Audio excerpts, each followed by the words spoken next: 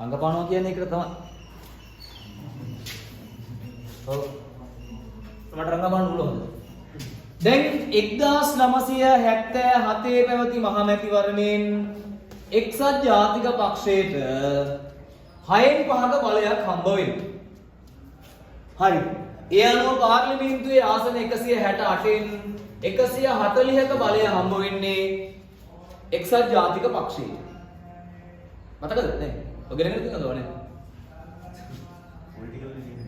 Political එක තමයි. දේශපාලන දේව කරන්න ලේසි. හරිද? ඒ අනුව අගමැති ධූරයට පත් වෙන්නේ ජේ.ආර්. ජයවර්ධන මහත්තයා.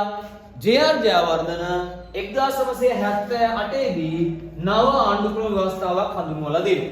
හරි මම ආපහු කියනවා 1977 පැවති මහමැතිවරණයෙන් එක්සත් ජාතික පක්ෂයට 6න් 5ක බලයක් හම්බුණා.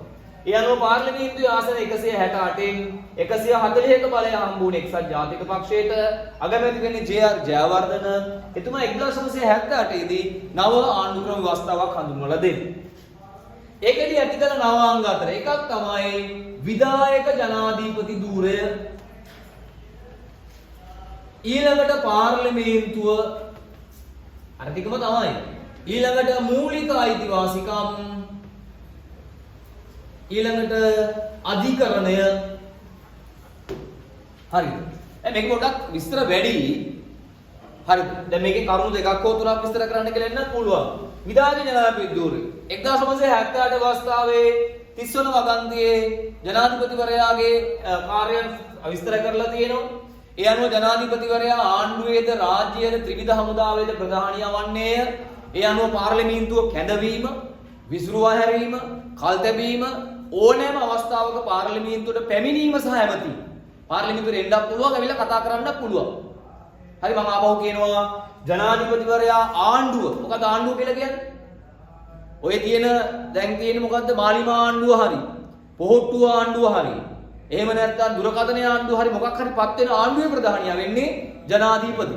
රාජ්‍යයේ රට ශ්‍රී ලංකාව කියන රටේ පළවෙනි පුරවැසියා නේද? ගෘහමූලිකයා ජනාධිපති. ආණ්ඩුවේද රාජ්‍යයේද ත්‍රිවිධ හමුදාවේද ප්‍රධානියා වන්නේ ජනාධිපති. ආණ්ඩුව රාජ්‍ය ත්‍රිවිධ හමුදාව. හරිද? ඊළඟට ජනාධිපති දින බලතල. දැන් ඔයා 9 පොතේ තිබුණ මතක ඇති පාර්ලිමේන්තු සම්බන්ධ බලතල, විධායක බලතල, කාර්යයන් කිය වර්ගීකරණය කියලා තිබුණා 9 පොතේ. 9 පොතක් කොහෙලා කියවල මතක් වෙනවා අපහු. ඒක ජනාධිපතිගේ කාර්යයන් තමයි පාර්ලිමේන්තුව කැඳවීම, විසිරුවා හැරීම, කල් තැබීම, ඕනෑම අවස්ථාවක පාර්ලිමේන්තුවට පැමිණීම සහ ඇමතීම. ඊළඟට රාජ්‍ය උත්සවවල මුලසුන දැරීම. දැන් ඔය ජනාධිපති ගියා නේද පෙරේදා පළමුදාද වෙසක් රාජ්‍ය උත්සවය නේ කොසල් රාජ්‍ය උත්සවය. හරිද? ඒකේ පළවෙනි පුරවැසියා. නිදහස් උත්සවයේ තිබුණේ. නිදහස් උත්සවයේ මූලිකත්වය ගන්නේ ජනාධිපතිය. රාජ්‍ය උත්සවවල මුලසුන දැරීම. ඊළඟට පාර්ලිමේන්තු ජාත්‍යන්තර නියෝජනය කිරීම. ජාත්‍යන්තර නියෝජනය කිරීම. දැන් ඔය යන රට නියෝජනය කරමින් ජනාධිපති ගියේ ඊයේ ඔය ජර්මනියට ජාත්‍යන්තර නියෝජනය කිරීම. දැන් ඔය එක්සත් ජාතීන්ගේ සංවිධානයේ සමුළු ඊළඟට සාක් සංවිධානයේ සමුළු වලට රට නියෝජනය කරමින් යන්නේ ජනාධිපතිවරයා. හරිද? එතකොට රාජ්‍ය උත්සවවල මුලසුන දැරීම, ජාත්‍යන්තර නියෝජනය කිරීම, රාජ්‍ය මුද්‍රාව සන්තකේ තබා ගැනීම. රටේ සීල් එක තියෙන්නේ කාගේ යටතේද? ජනාධිපතිවරයා යටතේ. ඊළඟට ජනාධිපතිවරයාට තියෙන විශේෂ වරප්‍රසාද දෙකක් තියෙනවා. එකක් තමයි ජනාධිපතිවරයාට එරෙහි කුමන හෝ අධිකරණයක නඩු පවරන්න බෑ.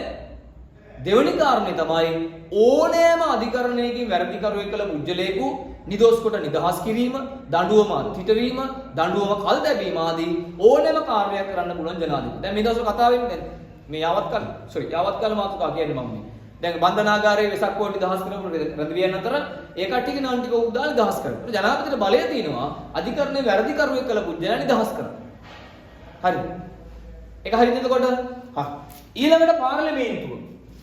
වර්තමාන පාර්ලිමේන්තුවේ මන්ත්‍රී සංඛ්‍යාව කීයද? 225යි. ඒක තෝරාගන්නේ 196 දෙනෙක් ඡන්දේනු 29 දෙනෙකු ජාතික ලයිස්තුවෙනු තෝරා ගන්න. ඒ ලොකු වැඩි ඇඩ්වාන්ස් ඕනේ සරලකාරක මෙච්චර. මේකේ නිල කාලය සාමාන්‍ය වසර 6යි. හරිද? අපි මේ කතා කරන්නේ ඔරිජිනල් මුල් පිටපත ගැන. දැන් පොඩි නෙමෙයි 23 වතාවක් මේක සංශෝධනය කළා. තිනවා අපි මේ කතා කරන්නේ මුල් පිටපත. පාර්ලිමේන්තුවේ මන්ත්‍රී සංඛ්‍යාව 225යි. ඒ කියන්නේ 196 දෙනෙක් ඡන්දේනොත් 29 දෙනෙකු ජාතික ලයිස්තුව පත් කරගත්තා. මේක නිල කාලයේ වසර 6යි. නීති සම්පාදනයේ, මුදල් පාලනය, විධායක පාලනය ආදී කාර්යයන් එකට බාර වෙන්නේ. ඊට මූලික අයිතිවාසිකම් 1978 ව්‍යවස්ථාවේ තුන්වන පරිච්ඡේදයේ අරගෙන තියෙන්නේ කීයද? 72 ව්‍යවස්ථාවේ කීයද තියෙන්නේ? 18 වන වගන්තියේ 78 ව්‍යවස්ථාවේ පටල ගන්න එපා. 78 ව්‍යවස්ථාවේ තුන්වන පරිච්ඡේදයේ මූලික අයිතිවාසිකම් දක්වලා තියෙනවා. අර ටිකම තමයි කතා කිරීම, අදහස් ප්‍රකාශ කිරීම, ආගමක් ඇදහිීම, අධ්‍යාපනය ලැබීම, ඔය අයිතිවාසිකම් ටික තියෙනවා. දැන් 78 ව්‍යවස්ථාවේ වැදගත් වෙන වගන්තිය 126. මෙන්න මේ 126 වෙනි වගන්තියේ මූලික අයිතිවාසිකම් කඩ වුණොත් මොකද්ද කරන්න කියලා තියෙනවා. ඒ අනුව සාමාන්‍ය පුරවැසියෙකුගේ මූලික අයිතිවාසිකම් කඩ වුණොත් මාස 3ක් ඇතුළත ශ්‍රේෂ්ඨාධිකරණයේ පැමිණිල්ලක් ගොනු කරන්න ඕන. අපේ මූලික අයිතිවාසිකම් කඩ වුණොත් අපිට පොලිසිය පහර දීලා හරි මොනවා හරි අකරතැබ්බකට ලක් වුණොත් අපිට පුළුවන් මාස 3ක් ඇතුළත ශ්‍රේෂ්ඨාධිකරණයේ පැමිණිල්ලක් ගොනු කිරීමෙන් අපිට වෙනු අසාධාරණ වෙනු සාධාරණයක් ඉෂ්ට කරගන්න පුළුවන්.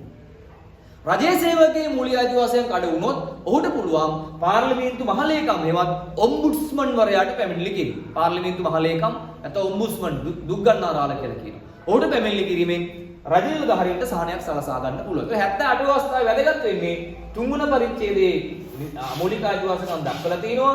126 වෙනි වගන්තියේ කඩ වුණොත් මොනවද කරන්න කියලා දක්වලා තියෙනවා. දැන් 72 අවස්ථාවේ කඩ වුණොත් මොනවද කරන්න කියලා නැහැ.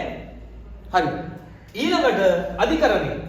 මේකේ වැදගත් වෙන්නේ අර ටිකම තමයි ශ්‍රේෂ්ඨාධිකරණය, මහාධිකරණය, දිසාධිකරණය, මහේස්ත්‍රාත් අධිකරණය ආදී අධිකරණ පද්ධතියක් ස්ථාපිත කරනවා. මේකේ ඉහළම සහ අවසානම අධිකරණ එකයි. මොකද්ද? ශ්‍රේෂ්ඨාධිකරණය. මේක ප්‍රධානියා අග්‍රවිනිශ්චයකාරවරයෙක්. විශේෂයෙන් ශ්‍රේෂ්ඨාධිකරණ විභාග කරන නඩු වර්ග අතර මූලික අයිතිවාසිකම් කඩවීම සම්බන්ධ නඩු. ඊළඟ ඡන්ද පෙත්සම්. හරිද? ඊළඟ ජනාධිපතිවරයාට එරෙහි දෝෂාභියෝග. ඒවා වෙනම කතන්දරය ගොඩක් ඕනේ නැහැ. මෙතනට අපි සරල විදිහට ගමු. ඒතර ශ්‍රේෂ්ඨාධිකරණ විභාග විශේෂ නඩු වර්ග තමයි ඡන්ද පෙත්සම්, මූලික අයිතිවාසිකම් නඩු, ජනාධිපතිවරයාට එරෙහි දෝෂාභියෝග වගේ ඒවා විශේෂයෙන් මේකේ විභාග කරලා තියෙනවා. හරි. අපි ලියාගමු. ලියන තර ලකුණක් දාලා